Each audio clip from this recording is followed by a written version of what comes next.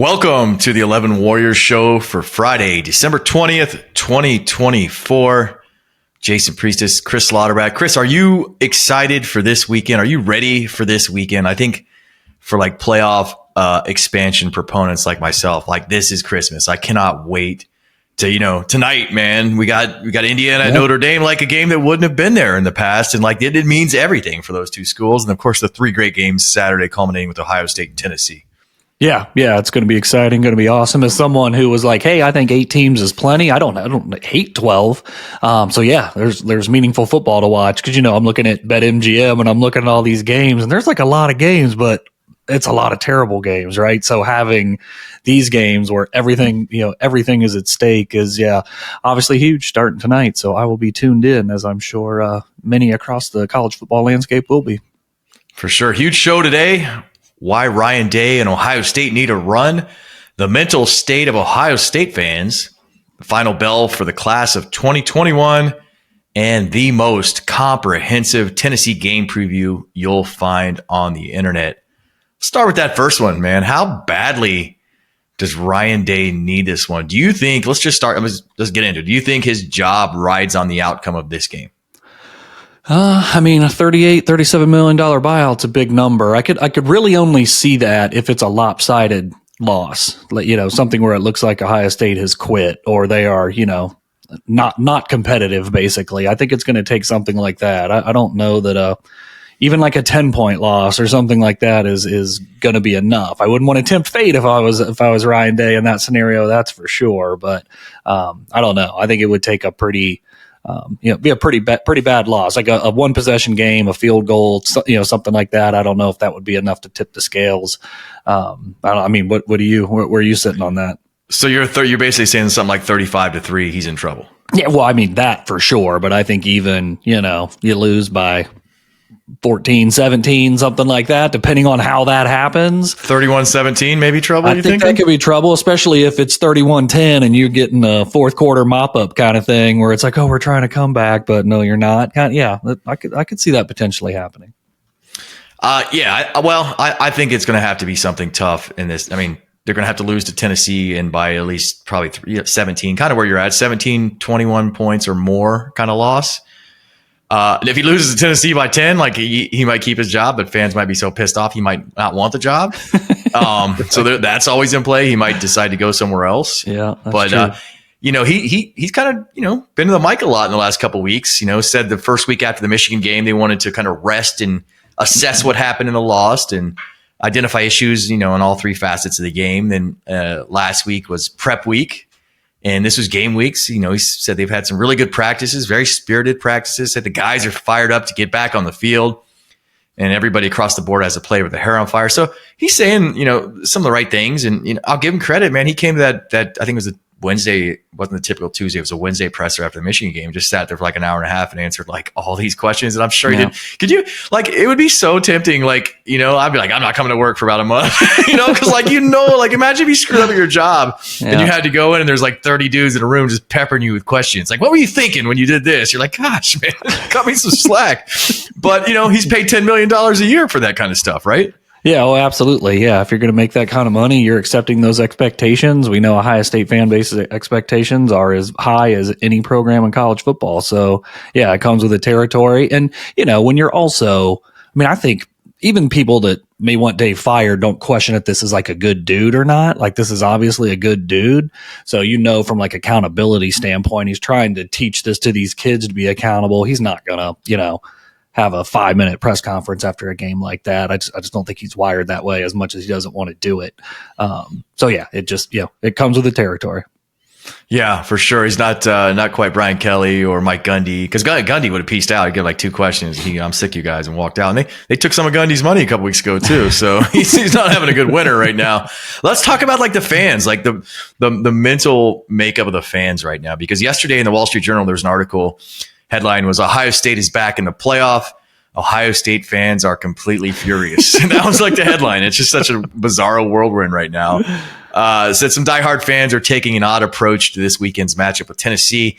They don't mind if the Buckeyes lose so long as the first round flameout ends with Day getting fired. Had a quote in there. It might be the first time in college football history that a team with a legitimate chance to win a national championship has its own fans rooting against it. And that's pretty true because there are a lot of fans that are done with Day. Quite a bit. And I presume some of those fans want Ohio State to lose to Tennessee, even though I don't understand that. I mean, like, I think you can have maybe concerns about Day or maybe not think he's the right guy, but I don't know how you could root against your team. Like, I don't have that in me to do that. They quoted an attorney in Cleveland and Raiders star defensive end Max Crosby, who's evidently a Buckeye fan, saying, they want Day out, man, if that's what it takes to get him out of there. Mm-hmm. What do you make of like people who would Ohio State fans that would like? I guess they would argue and say, hey, they're trying to see the bigger picture and they're trying to get ahead of it. What do you feel about that? I guess I can subscribe to that a little bit. I can subscribe to that more, and we'll probably get to it. I'd rather beat Michigan than win a national championship. Like, to me, that's just ridiculous thinking. I thought you were saying you would rather beat Michigan. No. Oh, hell no. Yeah. You and I are on the same page of that. May not make for, good it's debate crazy. on this show.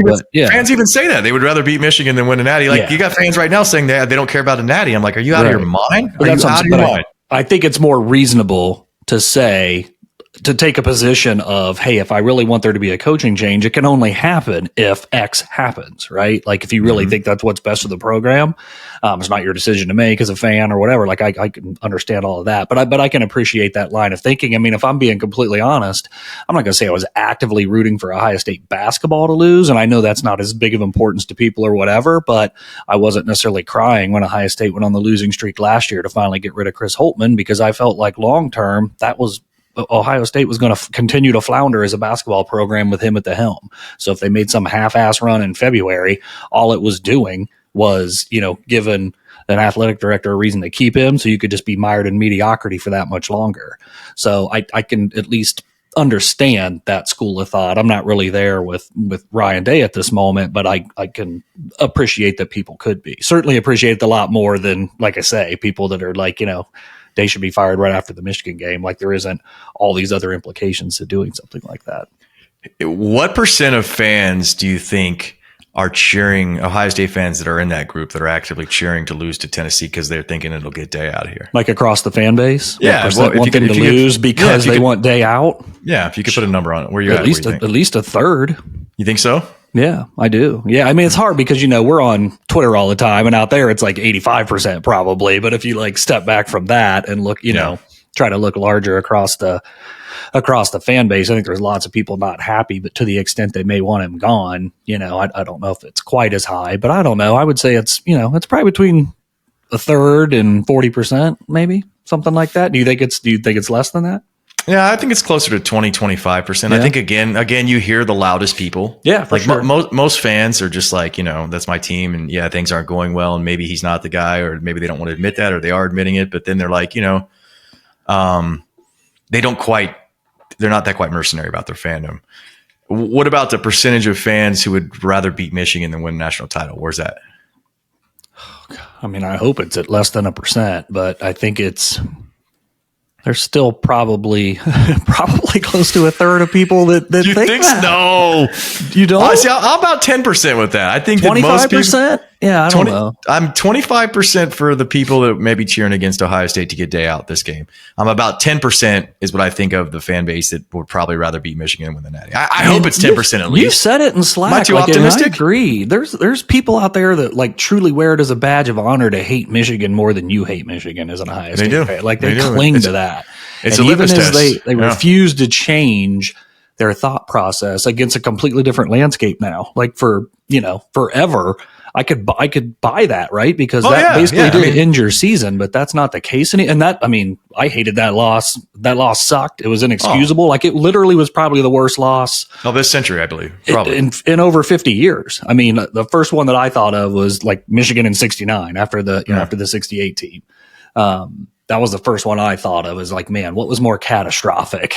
Yeah. It was probably that one because a Purdue game here or there, those suck and those shock, but those don't like get to the bedrock of the program.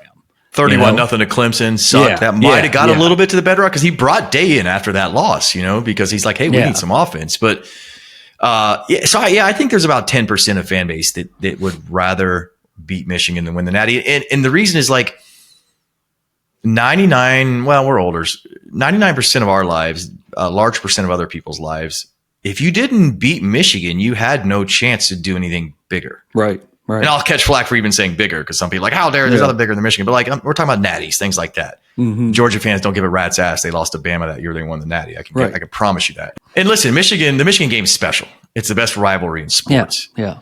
But I still think that some fans that are still anchored in the days where you lost to Michigan and that was it. There was nothing. You played in the Citrus Bowl or some bunk bowl you didn't want to be in, the Outback Bowl or some bullshit, and that was that. And now Day has to deliver to kind of change the mindset. He's got to go on a run and win a natty or do something.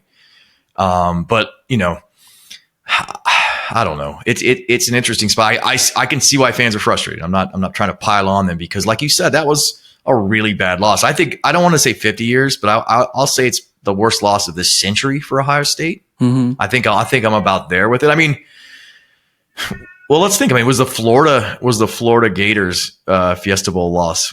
That felt worse at the time. Maybe it's because I'm older now. Yeah, no, that's fair. Well, that was a national championship game too, and I'm already saying to me a national championship game is more important than you know. That one hit me the hardest. That one felt the worst. Yeah, you know, and again, I got kids and life's different now than when I was younger and losses similar hit harder. Flavor in that one though. Ohio State big favorite. You're expecting a win and. The absolute opposite happens. You just go get dunked on. Absolutely just embarrassing. Yeah. Yeah. So, but I think it's two different arguments of that thing versus what the implications for Ryan Day.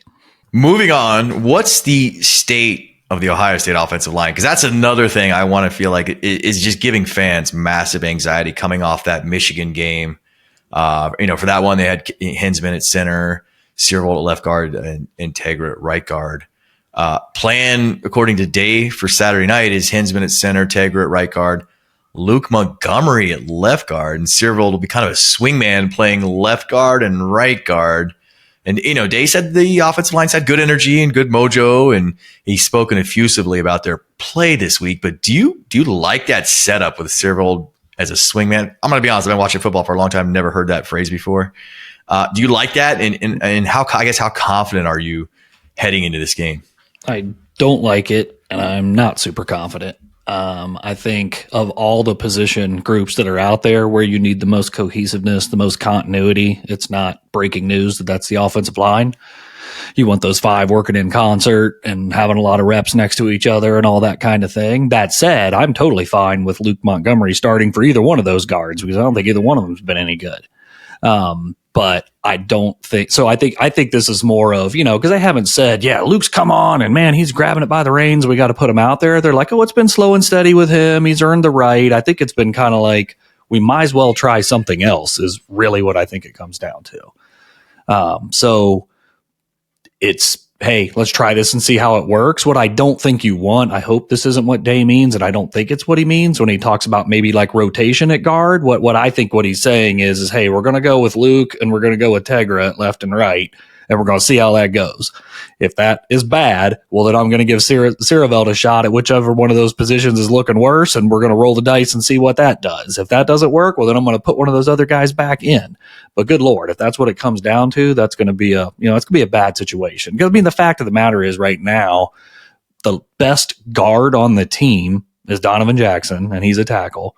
The second best guard on the team is probably Carson Hensman, who has to play center. Because when he played guard against Penn State, he looked pretty good in run blocking, but when he's had to play center, just like last year, when he's snapping the ball, and obviously it's a more complicated ask, he's in my opinion, he's been nowhere near as good at center this year since Seth went out as he was at left guard before Seth went out. So it's really tricky right now that I think you're really down to probably your third and fourth best guards. So we'll see if that's enough on Saturday. We'll see if early in the season, I felt like Chip Kelly was doing a good job of maybe disguising some of Ohio State's deficiencies. Whereas obviously to get the Michigan game, he tried to, showcase the offensive line's deficiencies. So we'll see what they do to try to run away from that maybe, or disguise some things. But no, the short answer to your question, no, I don't love it at all. And I'm not super confident about how it will pan out, but I do think they'll be better at masking it up the middle than they were at Michigan. That's a good point. I agree. I think that's got to be a focus of theirs. And you're talking about what's the old quote about quarterbacks? If you have two, you don't have one. And I guess if you have three guards, that means you don't have two. I mean, it's the same stuff, right? So I think that you're right. I think they know that. And the fact that, they're even throwing his name out there is, hey, we'll use him if we feel like we need to.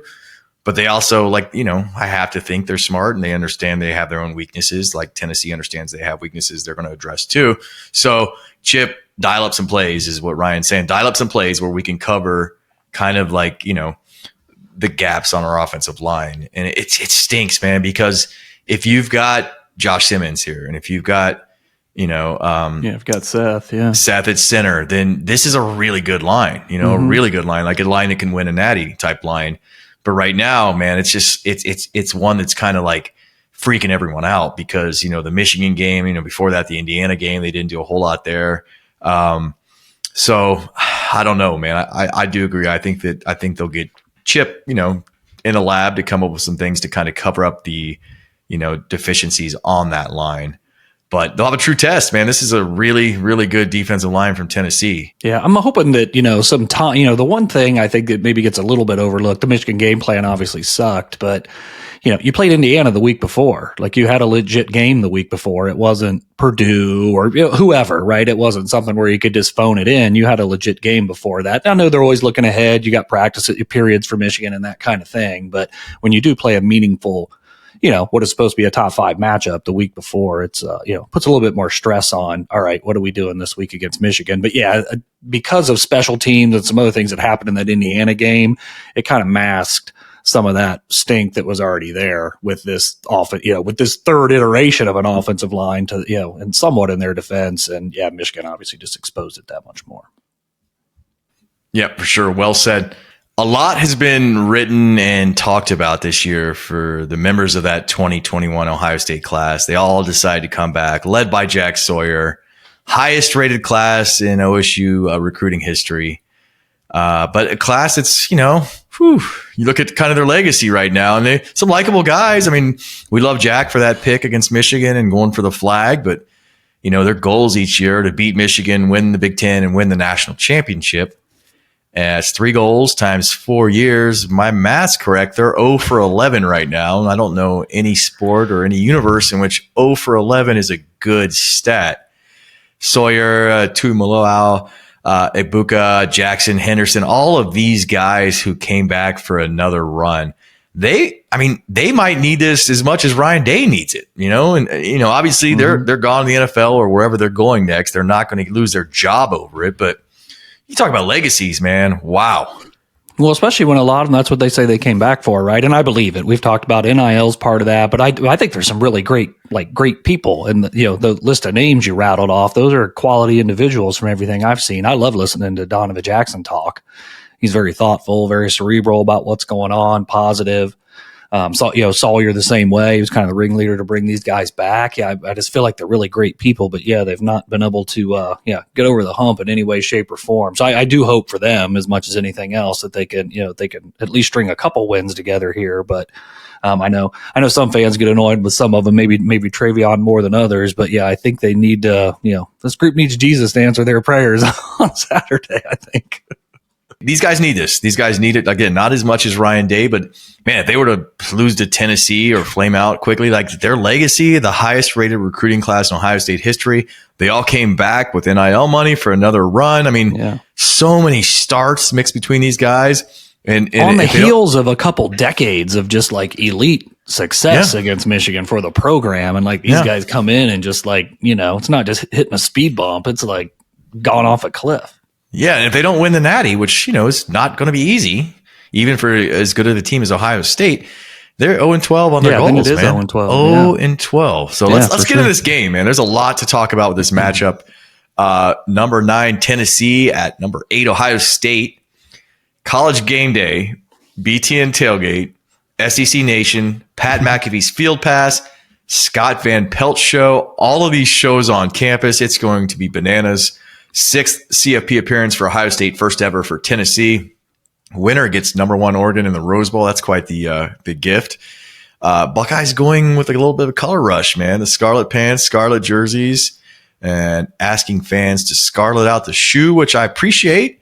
And there's some theories that, under LED lights, orange and scarlet kind of blend together, and that may be part of it. But like, that's a tough ask, because like, it's going to be really cold. I'm going to the game. I've been like taking inventory of my cold weather gear, and you're wearing like it's not red. Yeah. Yeah. I was going to say, at a game like this, you're like, give me my warmest thing. And if it's not red, it's not red. And I don't know too many people who rock red coats as even Ohio State fans, a matter of fashion for their hard winter stuff. 8 p.m. kick on ABC and ESPN, line 7.5, over unders 45.5. Temp, we just talked about that weather, man. 24 at kickoff, 16 with that 8-mile-an-hour wind, 0% chance of precipitation. So that's good, but it's going to be super cold. And we'll talk more about the weather in a second. Tennessee, coached by Josh Heupel, 65-22 in his 7th season, took over the Vols following a 3-7 season in Knoxville, and has guided them. Their last 3 years have been their winningest 3-year stretch since 1998 to 2000. They've had a tough century. Like, Heupel's been legit good for them, because like Tennessee, when we were growing up, was a tough team, and like for the last 20 years or so, they were just garbage from like 2001 to like 2020 or so. Josh, of course, the Heisman Trophy runner-up, leading Oklahoma to a 2000 national championship with a 13-2 Orange Bowl win over Florida State. 13-2, that's like the second worst Natty game of all time, following that LSU-Bama game. It's got to be like the second worst one. The thing about Josh too is, if you look at him, he just looks like a regular dude. Doesn't he look like some dude you went to high school with, or some Bob from accounting or something? He doesn't eat well. He doesn't take care of himself. Like, Josh, comb your hair, do something. But guy's a hell of a coach, man. So he'll have his team ready. Tennessee's 1-0 all time in the series. Last meeting way back in the 1996 Citrus Bowl. We remember that. Tennessee beat Ohio State 20-14.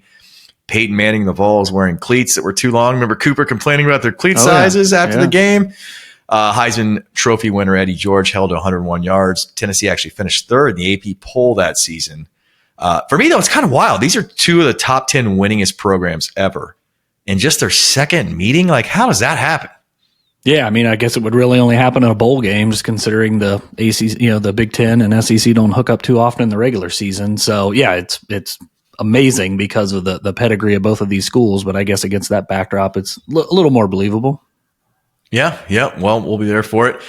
Tennessee started the season 4-0, put 191 points up in their first 3 games, then hit a speed bump at Arkansas. Ended up losing 2 games on the year, both road night games they lost. It's kind of interesting too. They only played 4 true road games this season. So this will be just their 5th true road game of the season. And getting into when they have the ball, man, can Ohio State pressure quarterback Nico Iamaleava? Do you think they can get it done? Get him to make some poor decisions, some poor throws? That's a big point in this game. Yeah, it'll be interesting to see how Jim Knowles, he's talked all week about how his defense is built for this, built for their tempo, some of those kinds of things. But yeah, I mean, ideally they can get pressure on Nico with 4 and not really, have to blitz. But I would think that based on, you mentioned those 2 road losses that they had, I mean, giving up, protecting the quarterback was definitely a problem in both of those. I think, what'd you say? I think it was 9 sacks across those 2 losses. He didn't throw any touchdowns. He didn't throw any interceptions, but the 9 sacks were pretty tough. I also saw, like, if you put any stock in it, a lot of people would do with yards per attempt, and his wins, Nico's averaging about 9 yards per attempt, and those 2 losses, it was just like a little over 5 yards. So, and that would make sense if there's 9 sacks, right? He's probably getting the ball out sooner, some more incompletions because he's under pressure. So if you really want to try to make Tennessee one-dimensional, you're not going to I don't think you're just going to sit back and hope he throws incompletions. You're going to want to try to get some pressure on him. So I would imagine that's got to be part of the plan. I don't know that you're going to see Ohio State blitz drastically more than they have in other games this year, because they do have to watch out for that running back, obviously. But I think trying to affect Nico will be important, and I think the Tennessee fans, experts would tell you he's gotten gradually better, as you would expect for a freshman over the course of the year. So some of his struggles, maybe in some early season games, you would expect that he may not make those, but this was certainly a big stage for him. And as a Southern California guy, we'll see if the weather has anything to do with how he performs on Saturday. But yeah, short answer to your question, I would hope Ohio State's got some plans, particularly in obvious passing downs, to try to get some pressure on him, make a quick decision, because it seems like like most quarterbacks, certainly young quarterbacks under pressure, he's going to be more prone to making mistakes than if he's able to just sit back there and scan the field. Yeah, and good point about freshmen, because they do tend to start popping. If they played a season as a freshman, this time of the year is when they start making that kind of transition, the good ones anyway. And he was a 5-star prospect out of high school, heck of a quarterback, got a monster NIL deal to go there. Looking at his splits, though, man, at home, he's 68% for 217 a game, with just 12 sacks in 8 games. On the road, 62% for 194 a game, 12 sacks in 4 games. Yeah, with 9 of those coming in and 2 of those, right? Those two losses. And they had one tough roadie too. I mean, Georgia, that was the tough road game. The other roadies were Vandy, Arkansas, and Oklahoma.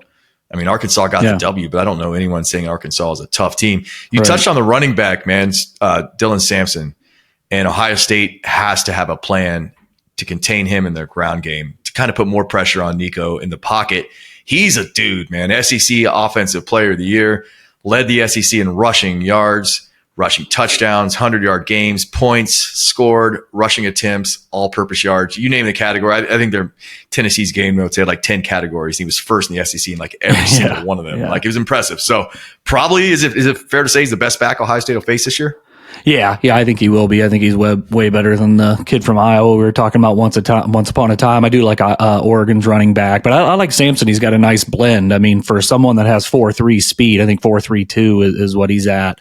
He's 5'11", 201. He's got a pretty firm build to him. I will say, I feel like Tennessee's offensive line, when I've watched highlights of Sampson, different packages out there, he's not really, I haven't seen him like really run away from a lot of folks, even with that 4.3 speed. But what I've always been impressed with is that when you watch his highlights, the dude's always falling forward. And I think that's, again, you're 200 pounds kind of low to the ground, like he is. He's pretty impressive in that realm. I think in 10 of the 12 games, he's averaged at least 5 yards a carry. I think a lot of that is him, to take nothing away from him. But I was impressed with, when I was watching some of these highlight packages, of the holes he had to run through. I mean, it was, second level before he's encountering any resistance, and Ohio State can't let that be the case tomorrow night. Yep, sign of a good back, always falling forward. The good news is Ohio State has a tremendous defense. So between the linebackers, DL, I have to think that the Buckeyes have a good situation to stop him, or a good case to stop him.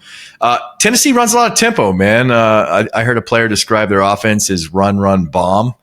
74.5 offensive plays per game, which is 11th nationally. If you watch film, their wide receivers get monster splits almost to the sidelines. Yeah. They want to get those guys outside, and then all of a sudden, Sampson's got a lot more room to run around the middle of the field. OSU wants to force drives here, I think, not quick strikes, kind of make them work for it. If they're going to score, make them go 12 plays. Don't make them go 3. Make them work for it. Try to get them into some mistake situations. Jim Knowles seems confident, though. He said, his defense is built to stop tempo, traces it to his time with David Cutcliffe at Duke, where everyone was running tempo back then, and they wanted to have the fastest play calling defense in the country. Do you believe Ohio State is in a position? Do you believe Knowles that they're ready to stop tempo? They're built to stop tempo? Yeah, I mean, I don't know how all that comes together. I just know it's been a good defense all year, and it's certainly, been the strength of the team in the second half of the season, probably since the Oregon game. I feel like the defense has been kind of, building up to something where you feel like the offense, partly because of injuries, is, kind of had a different trajectory. So, yeah, I mean, I think they can, and I think Ohio State's going to need it if they win this game. For me, the thing that comes down to tempo is just how are they, knowing it might be a little bit harder to sub, is what kind of, what's the definition of base defense going to look like in this game? Because they like to run it a lot on first and second down. I think they run it like 62% of the time or something like that. But if they're going to run it a bunch with Sampson, does that mean it's a lot of 4-3? So Arvell Reese is out there a lot, kind of like we saw in the Michigan game. Now, obviously, Michigan couldn't throw it at all, and I think Tennessee's passing game is a hell of a lot better. But, will that mean that, if it's hard to sub in and out because of Tennessee's tempo, do we see somebody like Arvell Reese a whole lot, who played a season-high 36 snaps against Michigan, I think? Will that compromise Jordan Hancock being on the field? Will they be able to get guys on and off the field and, in obvious passing downs? So I'm as much interested in that part of, I think they can get the play calls in. I'm not really worried about that. You got Cody Simon's a veteran, Sonny's, those guys are seasoned on Ohio State's defense. So they're going to be ready to run whatever's asked to be run by Knowles. But from a personnel standpoint, are they going to be able to have the guys in that they want in situational football type downs? For sure. When Ohio State has the ball, we spoke briefly about, not briefly, but in depth a little bit about that offensive line earlier. How do they respond after that Michigan game, man? UT's got a really, really good defensive front. main strength is that front four. They've got guys, the two guys at least, that'll be NFL players for sure. And, Justin Fry, man, a lot on his plate right now, a lot of heat, a lot of, get these guys cooking. You mentioned earlier that you probably don't have a ton of faith in the OL. Does that affect like kind of how you see the game? Do you think that like, hey, this could be a game Ohio State loses because the offensive line is not going to be up to the task?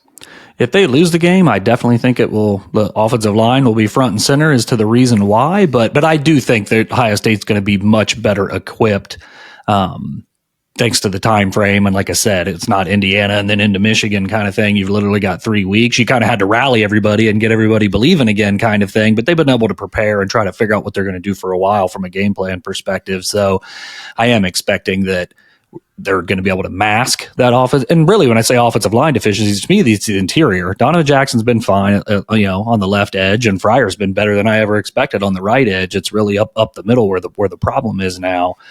So to me, it's like Tennessee has a good front four. There's no doubt about it, but their best defensive lineman is a defensive end, and I think that helps a little bit. Michigan's best defensive lineman, they were good on the edge, but their best defensive linemen were right in the middle, right against Ohio State's biggest weakness.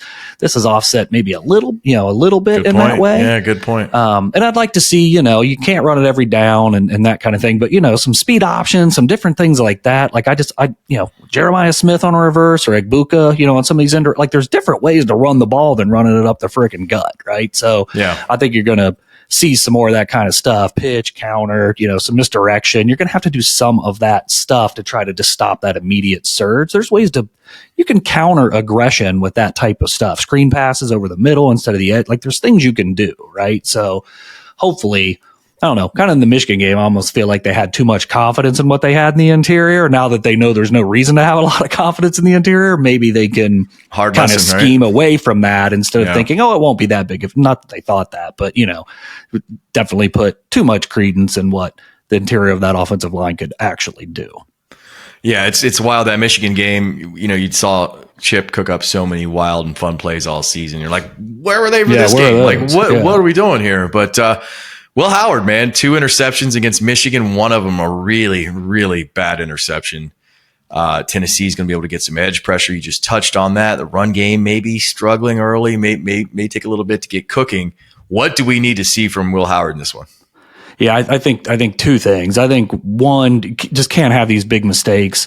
Overcame him in Penn State, couldn't overcome him in Michigan. Into the Oregon game, it's just like in some of these big games, he just made a couple of these, just boneheaded or just bad decisions, kinds of things that end up being too much for the team to overcome or keep a team in it when they shouldn't be in it anymore, kind of thing. So that can't happen. But I honestly think like something that's going to be really, really important Saturday night, not just for Will, but Ohio State needs to start fast offensively. They have got to get a lead and not a field goal lead. They've got to get up by at least a touchdown so that they can get themselves believing, that they can get the fans believing a little bit. Because I think some of these fans going to this game, it's almost out of spite, right? Like they've got to do some of these things to just try to create some momentum and, just turn in some of this talk into actual reason to believe by what's happening on the field after, the Michigan game. And I think if you do that too, I think Tennessee everybody would rather play with the lead, but I think they'd rather be able to run the ball, even though they want to run 77 plays and all that, that's fine. But in a game like this, where it's going to be cold and they're not, Tennessee's not going to run 80 plays in this game. I would be stunned if that happens. You want to try to get a lead and make them have to throw a little bit more than they normally would. I would rather lose because Nico beat us than lose because Dylan Sampson kind of choked you out. So, I think how that happens is if you can get, can you get a 10-point lead? Can you get, a 7-point lead and kind of control field position a little bit? I think that would go a long way. And again, getting the crowd on your side, have your sideline really believing that you can do this. And, but a lot of that's going to fall on Howard because I do think Ohio State needs to get on the board first and get a touchdown lead. Speaking of like running backs choking people out, will Chip and Ryan, how do they respond from that Michigan debacle? I mean, Tennessee's defense, was second in NCAA and 40 plus plays allowed with just 3. So you got to start to say maybe they're not going to, especially the secondary, man. They don't give up anything deep. Just 7 pass plays over 30 yards on the year. The longest was a 46-yard pass to Oklahoma. Man.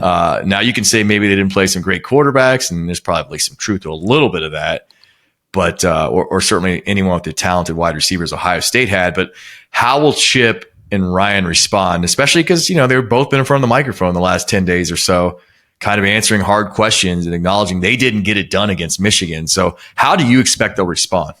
Yeah, I'm hoping it's some of what we just talked about with Will and this offensive line masking some of those deficiencies, right? Whether it's some counters or just running the ball in different ways. You can't just say run it out wide because up the middle didn't work against Michigan. It's how do you do those kinds of things? Again, I think how do you set it up, right? Yeah, you can use a team's aggression against them. There are ways to do that. Like every screen doesn't have to be the sideline. It can be over the middle if you feel like you're getting a lot of pressure up the gut. There's different things you can do, and I think they will. I think if Ohio State loses this game, that would not stun me in the slightest, but I would be stunned if they lost kind of the same way that they lost the Michigan game.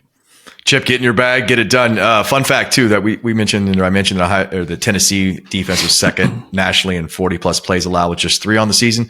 Ohio State led the nation with just 2. So, as much as we're like pessimistic about the OL and some other aspects, man, this is a damn good Ohio State defense, and a good defense in cold weather. Give me that all day. Yeah. Special teams, like who's going to kick? Who's going to kick for Ohio State? I can't believe we're game 13. Like who's the kicker? Because Fielding went out there and missed 2 layups against Michigan. Basically cost Ohio State the game. I mean, there's some other faults there. Chip didn't call a great game. Will had the interception. But like you make those field goals, the game's over. They win the game. Ohio State fans aren't calling for the coach to get fired. So Day's basically saying this week that Fielding and Austin Snyder are competing to be kicker. Open competition for kicker in week 13. How's that make you feel?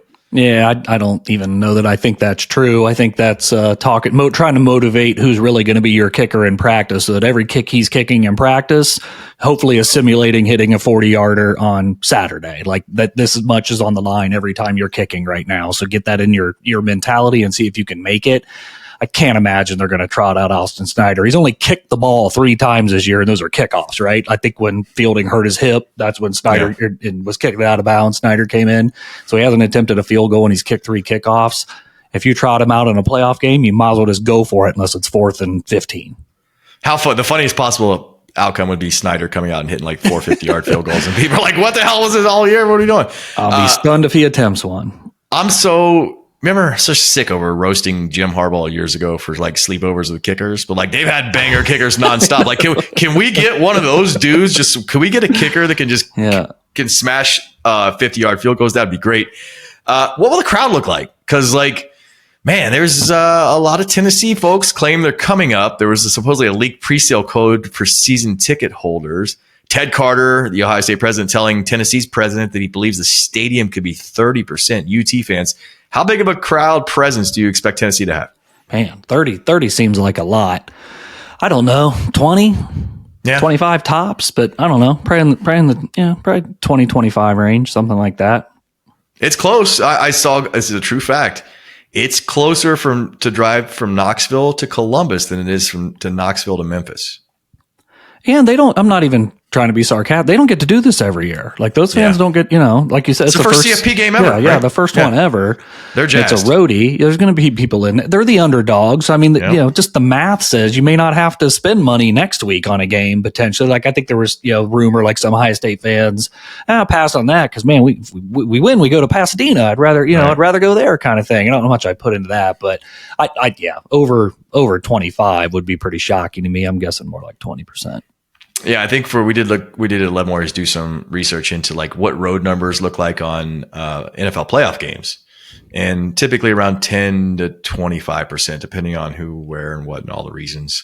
And 10 to 25, I think, is something you could tolerate because, like, I'm thinking of watching NFL play. I don't hear road fans at these games ever. Yeah. Yeah. So if that's the case and you can hold them there, but I'll tell you what, if there's 35% orange in the stands, like imagine that, we talked earlier about this team has to get out in front. Imagine the stands are 30% orange and they're up 13-6 at halftime. It's going to feel like the walls are closing in on Ryan Day. Might hear some cheers at least. There'd be some cheers. There would be some cheers, just the wrong kind.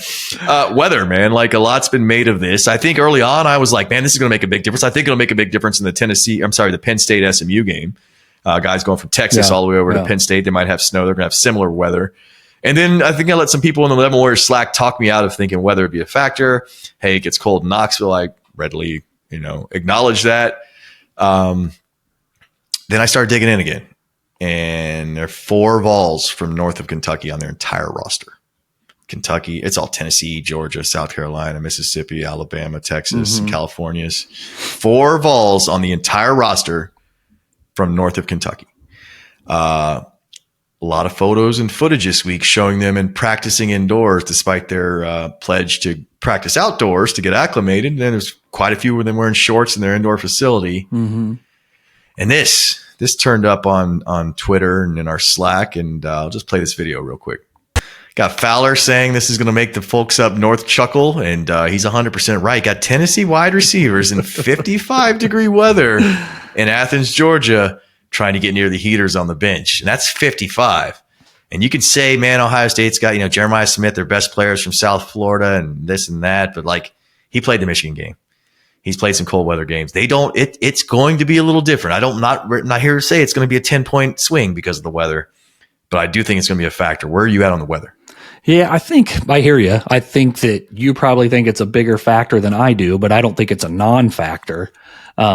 Especially like, even if it's a quarter or something like that, where you got to, you're trying to just adjust to this reality. Cause I mean, you smash into each other when it's, 15-degree wind chill. It feels a little different than when it's even like 55, like you want to just break in 1,000 pieces. But, but I don't know. I don't see it as a huge thing. I think I guess it could be. I guess we'll see. But I would rather be the team that is based in Columbus for this game than even if it was like neutral field. I would rather be the team that has a lot more, northern players on its roster. But normally cold weather means, you can't throw it as well. That could be a problem for them. But it also means ground and pound sometimes. And I don't think that favors Ohio State. So I'm honestly probably just as much focusing on, hey, I hope that wind stays 8 miles an hour kind of thing versus like, does the forecast, sway at all and you got some gust to 20 or something. Like I think wind would be a bigger problem for Ohio State than the cold. But from Tennessee's perspective, I'm interested to see because I haven't really gone back and forth. I've just been kind of like, I don't think it'll be a huge fast something, but not enough to change the game. But maybe, maybe it could. We all remember the 2 times Wisconsin played Miami Hurricanes in bowl games, and it got a little chilly, and they did not want to be there. And that's they didn't, but those were also like half-ass games. Like they South weren't. Florida, that's true. They weren't games of consequence. It was they didn't want to be there to start with, and now it's cold. Alumni of note, man. Min Cowell, the co-founder of Jarman, a couple of astronauts. Woody Page, the clown from Around the Horn, I think is a Tennessee grad. This is probably one of the weaker ones we've done all year. I'm looking at the list. I'm like, that's it? Like, governor of Tennessee, that doesn't count. Like, every school's got governors that come through there. 2 contestants on Survivor, like they're touting that. I'm like, okay, that's pretty cool. A whole bunch of athletes. That's how you know they're in trouble. And like the page is like 80% athletes. And you're like, okay. But number 1 on this list, man, Lou Albano passed away in 2009. Captain Lou, legendary pro wrestling manager, 42-year career in that line of work. Man, he's made some videos with Cyndi Lauper in the 80s, man. Just rubber bands like hanging off his face, he had the beard with the rubber bands in it, man. You don't see that anymore. He was one of a kind with the rubber bands in the beard. So he's number 1 on our list for the greatest Tennessee alum of all time. National stories, man. We're just going to talk about these games because that's all that matters. First up tonight, 8 p.m. on ABC and ESPN. Number 10, Indiana. Number 7, Notre Dame. Irish favored by about 7. Most expensive ticket, first CFP appearance for Marcus Freeman. The Irish have won 10 straight. He had a quote about how they've been in the playoffs since week 3 after that loss in Northern Illinois. First Friday night game ever for Notre Dame. First Notre Dame game not on NBC since 1990. A ton of cool facts facing our dudes from Indiana. Signetti, the AP Coach of the Year. You got Curtis Rourke. Someone was asking about if it'd be his last game, and he said he's got 4 more games till he's done. So I love seeing that confidence. Another factor that I saw mentioned is, man, there are a lot of members of Kurt's staff, Kurt himself, a lot of his players from JMU, they got experience with this kind of stuff, putting together several games in several weeks to try to win something bigger. He went to 2 national championship games in that level. A lot of guys on his staff, himself, a lot of those players. Winner of this one gets number 2 Georgia in the Sugar Bowl. Very nice consolation. Who do you got in this one?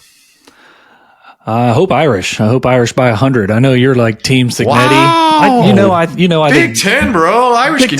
Conference pride is for rednecks. First of all, second of all, that nonsense. No way. Signetti's an ass. Like I understood that at first. Just Indiana trying to make needs people. Him, though. Indiana needs him. Yeah, I get it. Like realize Indiana's even a program, but I don't like that dude. I don't like cheering for Notre Dame, man. That's the low down coldest shit ever, man. I can't even believe I'm saying it, and I just hope they win. I hope they win by 50. I do not. Oh my gosh, I'm Team Sigs, man. I got Big Ten pride. I think the real politic. It doesn't matter if you're. They're not even playing an SEC team, and you're like Big Ten. Look at the benefit of the doubt SEC teams get all the time. You don't think it matters to have your conference be good?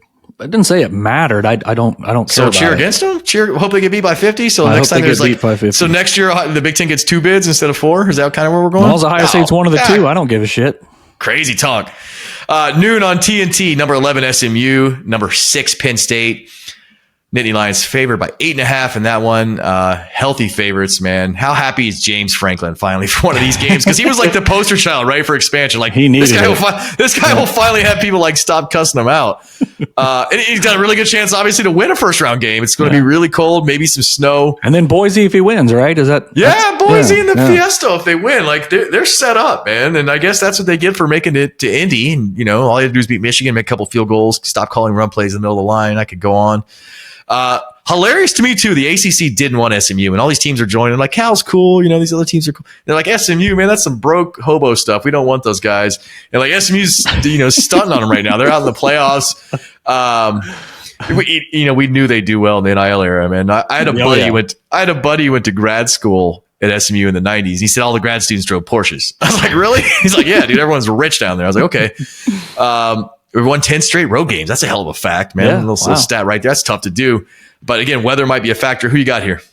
Hope for Penn State in this one. I do. Yeah, I'll have some Big Ten allegiance in this one, I suppose. I will say Penn State's offense against Oregon really impressed me. I thought that game had a chance to be a blowout, and they gave them a much better game than I thought they would, especially early on when it turned into a shootout. I'm like, they're not going to be able to keep pace, and they didn't quite keep enough pace, but they put up a better fight than I thought. So yeah, I'll take Penn State in this one. I don't discount SMU, but yeah, I think between the weather and just Penn State hasn't been here in 100 years kind of thing, even with big game James, I think I don't know about that spread, but I think Penn State will advance. Kicker for SMU, Colin Rogers, has 70 field goals of 50 plus this year. 70 would be awesome. 70, damn. 70. This guy's he's a top 5 draft pick if that's the case. But he's 7. I'm sorry, 7. Still 7 seems like 70 to Ohio State fans are like, yeah, you can kick field goals 50 yards. Are we allowed to do that? 4 p.m. TNT, number 12, little old Clemson. Number 5, Texas. That game's in Austin. Longhorns are 12-point favorites. Rematch of the 2021 Texas Class 6A state championship pitting Quinn Ewers and Cade Klubnik. Klubnik won that game, incidentally, in high school. Longhorns have scored just 1 touchdown in the last 6 quarters. I had to go back and look at that. I was like, that's interesting because, Georgia kind of drubbed them and then they didn't score in the second half against A&M. UT offensive tackle Kelvin Banks Jr., the Lombardi and Outland winner, is back after missing the SEC championship game. Speaking of kickers, Burt Auburn, the kicker at Texas, is just 6 of 13 on kicks 40 plus. That's pretty bad. Clemson, the first ever 3-loss team to make the CFP. Dabo's out. He's got his groove back, man. He's getting dudes in the transfer portal now. In the portal, yeah. I love it. I love it. Dabo's had a reawakening. He needs to get back to being a villain because we've kind of missed that in our lives. Winner of this one gets number 4 Arizona State in the Peach Bowl. Another really, really nice path. But I don't know, Arizona State's playing pretty well. I can't. I'm already thinking about how awesome these second round games are going to be too. These quarterfinals. Who do you got in this one? Yeah, man, this one's a little trickier than. I think Texas is going to win this game, but it is interesting. It feels like Texas is kind of going one direction. They got a really good defense, but it still feels like Texas has not looked as good lately. Kind of like Ohio State, right? Hasn't looked as good lately, but you've got this body of work that you feel pretty good about. Clemson, on the other hand, you mentioned the 3 losses, but I feel like they're trending pretty good, probably full of confidence right now. I still like Texas to win, but I won't be surprised if that's a little closer than maybe some expect. Yep, Klubnik has 33 passing touchdowns on the season. Texas allowed just 4 through the air, so a good little battle there. Yeah. What's your score prediction for the Ohio State at 8 p.m., the last game of the weekend? Yeah, I turned in 24-17. I wouldn't be surprised if it's a little bit lower scoring than that. I do have Ohio State winning because I do think they'll mask some of these deficiencies we've talked about on the offensive line. I like the home field advantage. I like the fact that they'll probably go down swinging. We saw Day do that against Georgia a couple years ago. So I think all those things line up pretty good. But gosh, I wouldn't be surprised if it's more like 23-20 or 2017. I think the weather will be a factor in maybe mitigating some scoring. But yeah, I turned in 24-17 Ohio State. What do you got? 23-13 Ohio State. I like the home field advantage. I like that weather. 36 a little bit, because I mean the over under is like 45 or something, and that seems high to me. I don't know. I like the weather. I still think Ohio State's a damn good team. I think one of the only teams in the entire field that can hurt them is not in the CFP, and that's Michigan. So there's that. Yeah. So I just think it's an outstanding team, outstanding defense. It's cold weather. Your defense is going to shine. Like, this is still an elite defense. As much as we want to be down in our feelings about the Michigan loss, man, this defense is sick. I'm happy. I'm excited to see them roll out. And again, these boys are going to be cold, man. You watch the sidelines, man. This is going to be, I'm going to be cold too. Like, I'm looking forward to going. I'm not looking forward to, freezing my butt off, because it's going to be even colder than Michigan. That was a cold one. All right, folks, it's time for our favorite part of the show. What's your price? We dive into the things in life we could do for the right price. We're talking about the fun, harmless stuff that doesn't hurt anyone or break the law, like driving 10 miles per hour under the speed limit for an entire year, or entering a professional slap contest. We do have prices for both of those. You can inquire. What's your price? Chris, this week it's to wear, those, like, there's a couple fan bases like Wisconsin, Iowa, and now Tennessee that I know that wears these atrocious bib overalls. Like, the segment of the fan base wears them. And Tennessee's are checkered, like their end zones are the most disgusting. Like, bibs are already bad. Like, there's never a good reason to wear them. But like, if you're going to put that or the Iowa stripes on it, like, it's just like, it's awful. No, orange is bad also. It's tough. I remember playing Clemson all those times. And I was on a flight one time at the Fiesta Bowl, a lot of Clemson fans on the flight, because you had to connect in Atlanta. And I'm looking, I was like, man, I would hate having to wear purple and orange. Like, is my purple and orange is worse than orange and white. Yeah. Like, orange is bad, but man, at least you got some white. Yeah, orange and purple is definitely worse. Well, we say that. I was going to say, a lot of Browns and Bengals fans tuning in right now. They're like, whoa, orange is cool. Orange is cool. So I get it. Like, all that gear is ugly. You're looking for like the black or white, gear. Yeah, that's looking for like the off colors. So we're getting back to these overalls, man. Tennessee fans love them. They wear them. They're just disgusting. What's your price to wear one of these overalls to a funeral? Are you wearing a shirt under the funeral, or under the funeral, under the bibs? Yeah, you can wear a tuxedo on. I don't think it's going to save it, man. These are orange and white checkered bibs, man. There's nothing that can save these things. But if I go in there with my taco meat hanging out on top of wearing some bibs. Assume you're wearing like a button down. I'm gonna even let you boost it. It's not gonna matter. You're wearing like, they're gonna be like, oh, they're not gonna even notice the button down. No one in the entire place will notice the button down. You might as well. I'm just trying to clarify if I had to be like shirtless underneath of it. Whatever. Okay. Wear a t-shirt, wherever, but they're not gonna notice the shirt. Is this funeral like? What if it was like? I mean, is it your funeral or somebody in like our circle? Is it like a coworker? Like a? Does it matter? It does. Yeah, I think that matters. Because like, I think you could pull it off more at your friend's funeral. Say, hey, that's what I'm saying. That's why I want to know. Before he passed, we had a long-standing agreement that one of us would wear this to his, Yeah. So let's make it harder. We're going to say it's like acquaintance from work. Versus like your really good neighbor friend's mom died. No. That's a different animal. It's an acquaintance from work that you know and respect well. Know well and respect. Acquaintance from okay. Ooh, yeah. See, like that. Yeah, I think that jacks. Yeah, there's many people there like could promote you in the future. Yeah. So you're going to be wearing, It's just one funeral. I mean, it is just you could explain to people like, I'm actually getting paid, but oh my God, even explaining it would make it worse to explain it. Like, somebody's giving me $5,000 to make your funeral look stupid. Like, how do you say that to someone? What if they got a young kid and you're like, yeah, somebody paid me to do this, and I said I'm going to put half of it in their son's college fund or something. Like, there's could be a way around it. I'm here to bring levity. It's pure greed. Let's just set the rule. It's pure greed. Like, it's just how much, and nobody gets any proceeds. Yeah, because that changes everything, right? Yeah. I think it has to be that, which means I would probably need a lot, because you're going to burn some bridges. You said this is someone that you got to find a new job. Yeah, it's acquaintance at work that you, maybe not a good friend at work, but an acquaintance that you liked a lot and respected. Is that 10,000? I mean, what's your price to get a new job? That's what this is kind of getting at, right? No, I'm wearing a suit underneath. I have decided that in this situation. Got pinstripes just hanging out.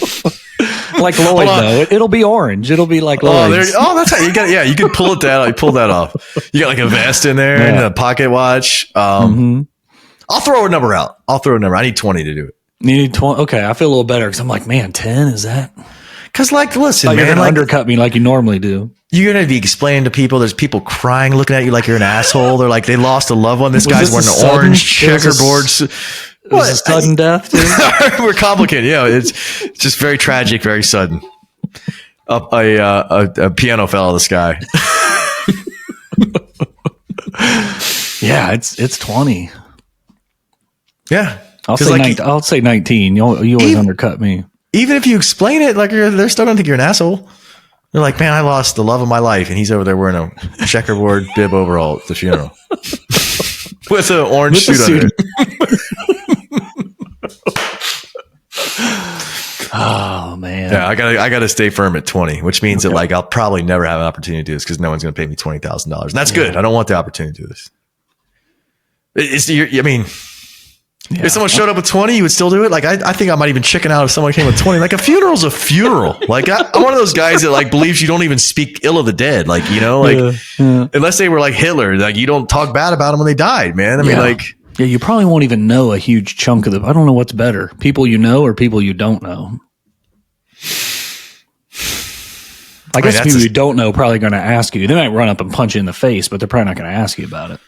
You might get asked to leave too. I mean, like you might be there 10 minutes. They're like, sir, can you leave? This is a really somber formal event. So then you got to like walk out of there like the a-hole with, your orange bibs on. I'm at 20. I may be 25. I might have gone up a little bit. Should you just go all out with like face paint or anything that could almost be a disguise?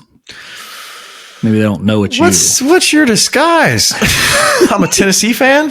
I'm getting a mullet wig and some. Oh my gosh! I think you're making it worse. I think you just got to go with like a polo shirt, like it kind of matches underneath the bibs, and be like, "Man, I'm sorry, my house burned down. All my clothes caught on fire." I think that's your best bet, man. I think you got to go with something like that. Oh my god! I found these on the road. All my other clothes caught on fire. This is all I got. So you say I don't know if you believe in 20. I don't know if you would do it for 20. That's what I'm saying. I might have to go up to 25, maybe higher. It's a funeral, man. That's a big deal. I'm one of those guys never speak ill of the dead. Always go to the funeral. Those are like two little rules in life. Like no one like enjoys funerals, but like if you knew someone, go to their funeral, man. Yeah, absolutely. No, I definitely believe in that. Pay your respects. It's hard to be respectful in bib overalls that are orange or any color. But this might be like I mean, the more you think about it, the number keeps going up because this might like friends might not talk to you because they, until you give them the story, they're like, can you believe he did that? Well, losing your job is pretty impactful too, on top of losing some friends. Yeah. Man, you're right. Maybe I'm 50. 50. I don't blame you. I think I can still do 25. But I have a little different job situation, but I think I can still do 25. But I don't blame you for 50. I wouldn't blame you for 100, man. This, like you said, you might be out of work on Tuesday after the funeral. Like you may have to look for a new job. Oh, that's rough. I'm on my way to a costume party, but I really wanted to stop by this funeral. I just had to pay my respects, and I didn't have time to go back home and change. I thought this would be okay. Maybe that's a good way to frame it, man. That might get you. Bill would understand. Yeah. He would appreciate it. He would get it, man. He would understand. And we had a blast. Thanks so much for listening to us. Anything else we're forgetting? Ready for some football. We are, man. Tonight's going to be lit. Thanks so much for tuning in. As always, take care of each other. Be good to each other. Go Bucks.